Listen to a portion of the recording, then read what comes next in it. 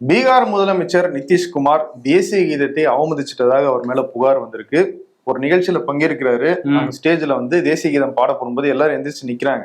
பக்கத்துல வந்து அட்டென்ஷன்ல நின்று இருந்த சீஃப் செக்ரட்டரி அவர்கிட்ட வந்து என்னப்பா சும்மா கை விட்டு ஃப்ரீயா விளையாட்டு இரு அப்படின்ற மாதிரி பேசுறாரு, கையை காட்டுறாரு.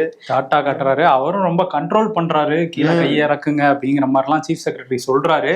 இருந்தாலும் கண்டுக்காம அவரு வந்து ஏதோ சிரிச்சுக்கிட்டு ஏதோ பண்ணிட்டு இருந்தாரு. இததான் வந்து எதிர்கட்சியான ராஷ்டிரிய ஜனதாதளம் விமர்சிச்சிருக்காங்க. ராப்ரி தேவி என்ன சொல்றாங்கன்னா, அவரை வந்து மென்டலி ஸ்டேபிளா இல்ல, அவரை முதலமைச்சர் பதவியில இருந்து நீக்கிட்டு வேற யாருக்காவது கொடுங்க அப்படின்னு பேசுறாங்க. இதே ராப்ரி தேவி ஏற்கனவே ஒரு குற்றச்சாட்டு வச்சிருந்தாங்க. சட்டமன்றத்துக்கு இவர் பாங் போட்டுட்டு வர்றாரு, அந்த போதையில வந்து பெண்களை தரைக்குறைவா பேசுறாரு அப்படிங்கிற குற்றச்சாட்டை எல்லாம் வந்து வச்சிருந்தாங்க. அவருடைய செயல்பாடும் அதே மாதிரி விமர்சனத்துக்குள்ளான வகையில தான் இருக்கு தொடர்ந்து.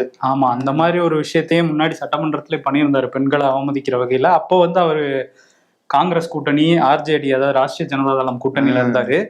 இப்போ வந்து பாஜக கூட்டணியில இருக்காரு. இவர் இந்த மாதிரி தொடர் சர்ச்சைகள்ல சிக்கிட்டு இருக்காரு. அதுவும் இப்ப தேசிய கீதம்ங்கிறது அது வந்து எவ்வளவு மரியாதை கொடுக்கணுங்கிறது தெரியாத ஒரு முதல்வராங்கிற புகார்லாம் குற்றச்சாட்டுலாம் வந்துட்டு இருக்கு.